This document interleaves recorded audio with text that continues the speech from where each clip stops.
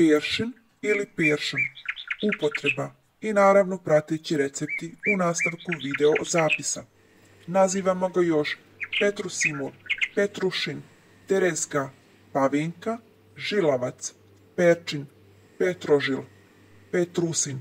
Zelen je dvogodišnja zeljasta biljka iz porodice štitarki.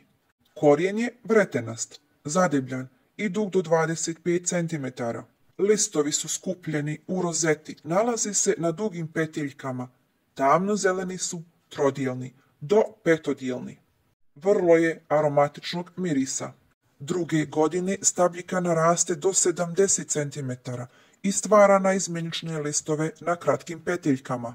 Cvjetovi su sitni, dvospolni, skupljeni u štitaste cvatove na vrhu stabljike. Čaška ima 5 zubaca, a vjenčić je građen od 5 žučkastih latica.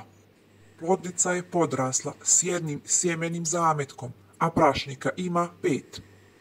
Plod dužine do 3 mm, dugi kalavac koji se raspada na 2 plodića.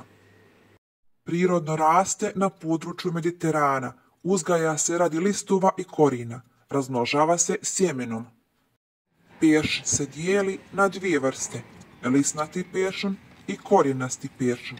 Naravno, kao i po nazivu, od jednog koristimo listove, a od drugog skupljamo korijen.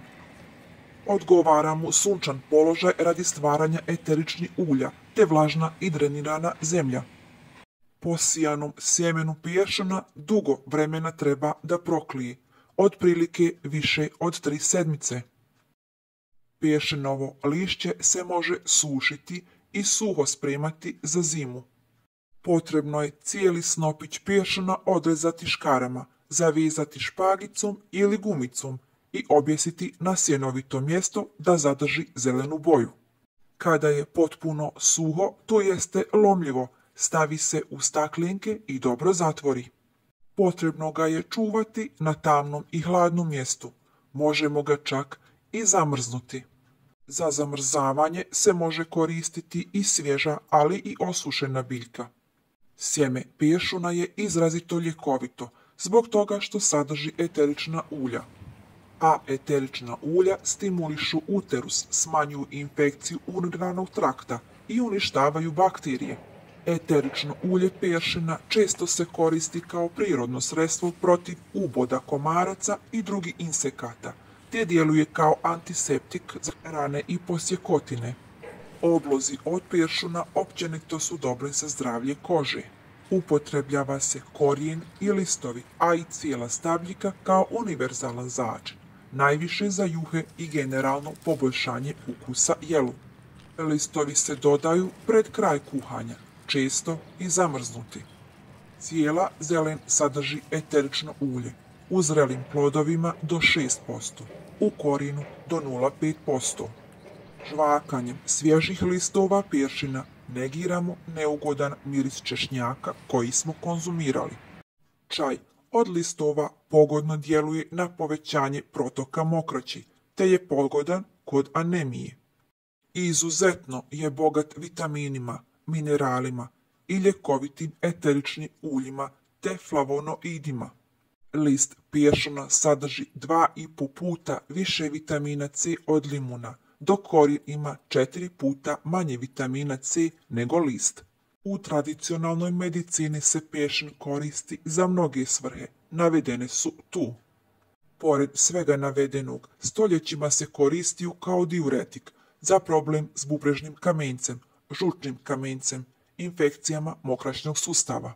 Čišćenje bubrega peršinom može se odvijati uz medicinski nadzor, unošenjem peršina u obliku čaja ili soka. Korijen peršina koristan je kod suzbijanja bubrežnih kamenaca. Recept za pripremu čaja od peršuna. Zahvaljujući enzimima i vlaknima, peršin potiče metabolizam, a diuretičkim djelovanjem pomaže izbacivanjem viška tekućine iz tijela. Smanjuje nadutost, povoljno djeluje na zubobolju, a poznato je da konzumacija peršuna dobra za prevenciju raka pluća. Recept za pripremu soka od peršuna, koji sagorijeva kalorij, hrani tijelo vitaminima i mineralima te poboljšava probavu. Peršin koristimo i protiv podočnjaka, ali i za bolji san. A na koji način? Pogledajte. Kako da koristite peršin protiv kolesterola i anemije? Recept. Korijen peršina, limun i med u borbi protiv urinarnih infekcija.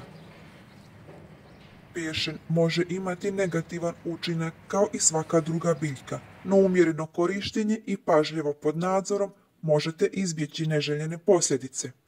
Peršin povoljno utiče na rad jetri, pa se preporučuje kod žrtvice i drugih oboljenja jetri. Koristan je u prehrani dijabetičara. Trudnicama i dojiljama se ne preporučuje konzumacija soka od peršuna zbog mogućih kontrakcija maternice i povlačenja mlijeka. Neki od nuspojava koje se također mogu pojaviti prilikom konzumacije peršina. Sposobnost prirode da nam pomogne očuvati ljepotu i zdravlje prilično je nevjerojatna.